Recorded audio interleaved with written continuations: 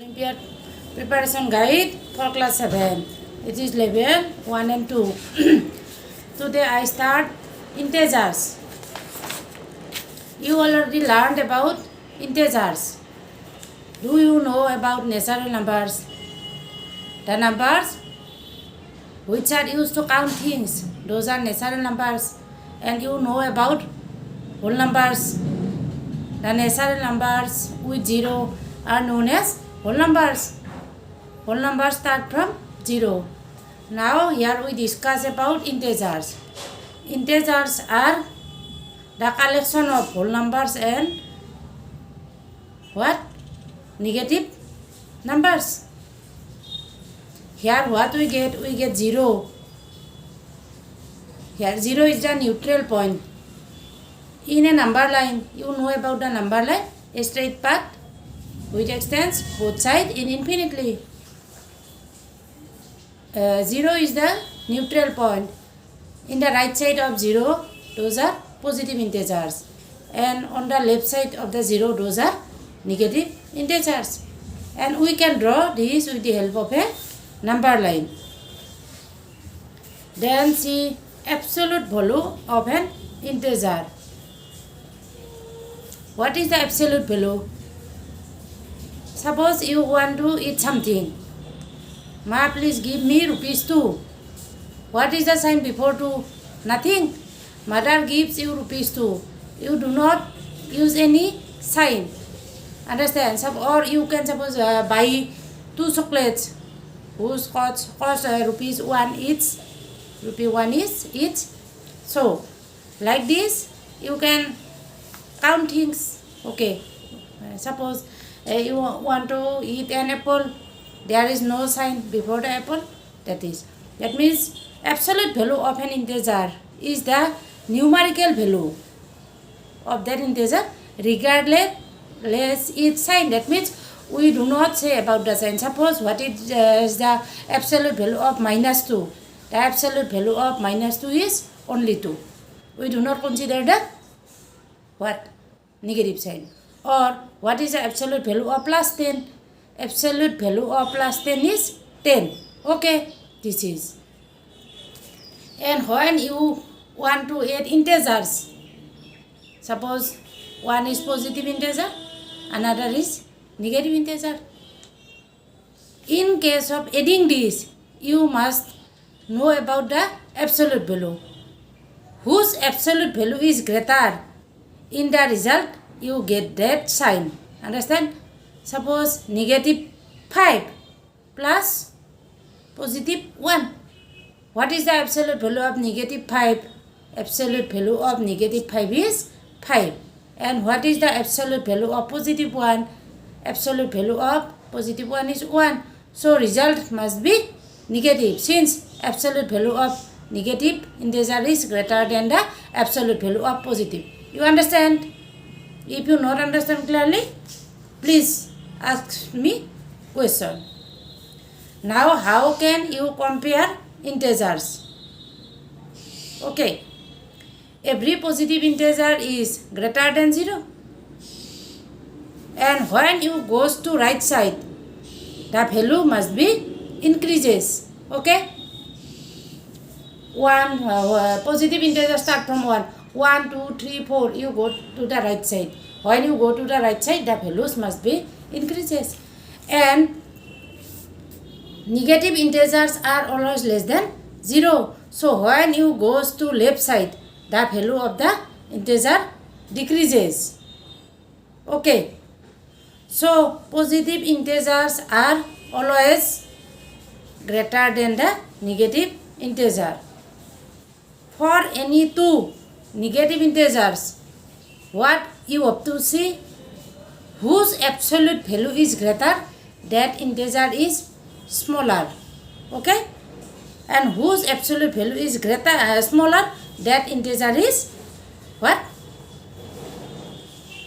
Greater. In case of negative. But in case of positive, whose absolute value is greater, that is greater. Whose absolute value is smaller, that is smaller. Understand, students? I think you understand this clearly.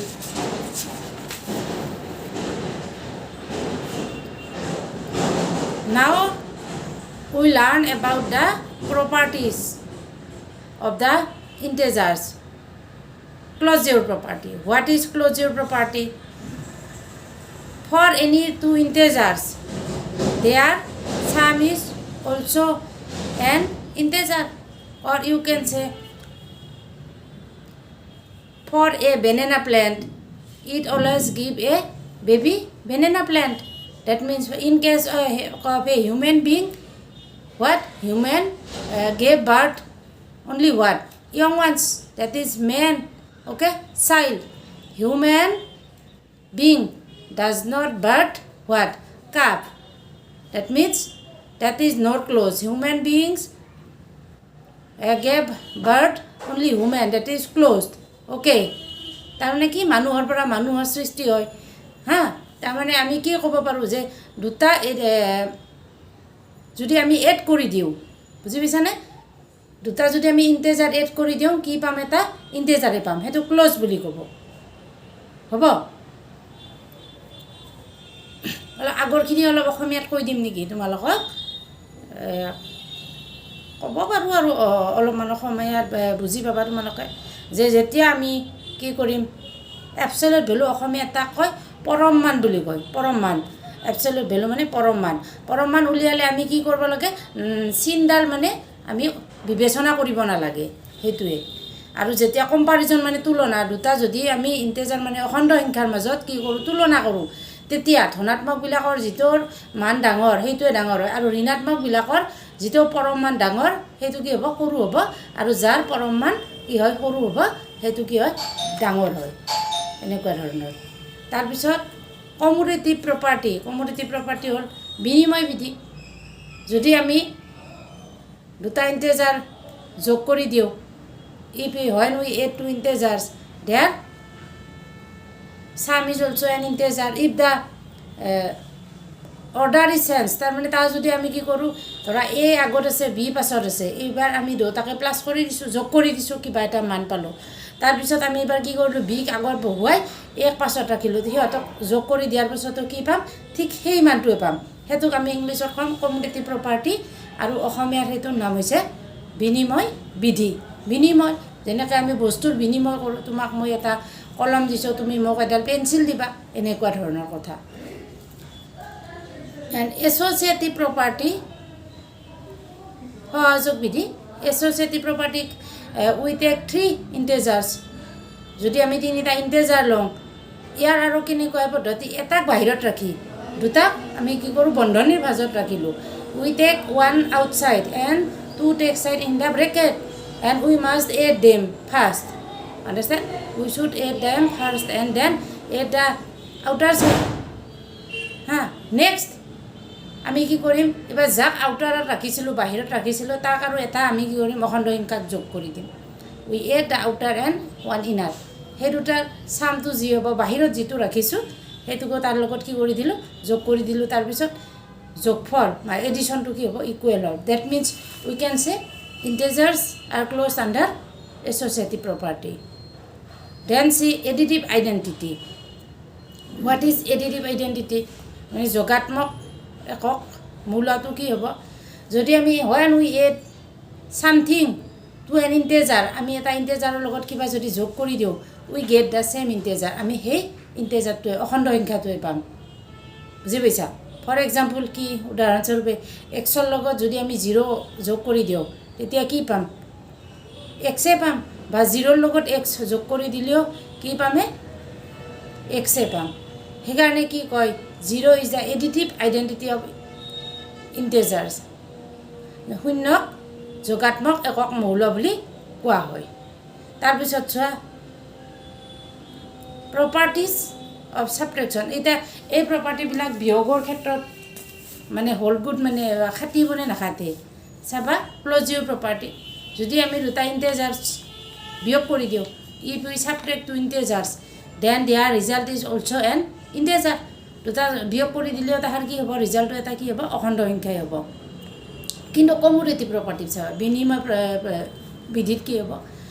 ফাৰ্ষ্টতে এক্সৰ পৰা Y বিয়োগ কৰি দিম, কিবা এটা result পালোঁ, ফল এটা পালোঁ। when we subtract x y from x, we get a result. Okay.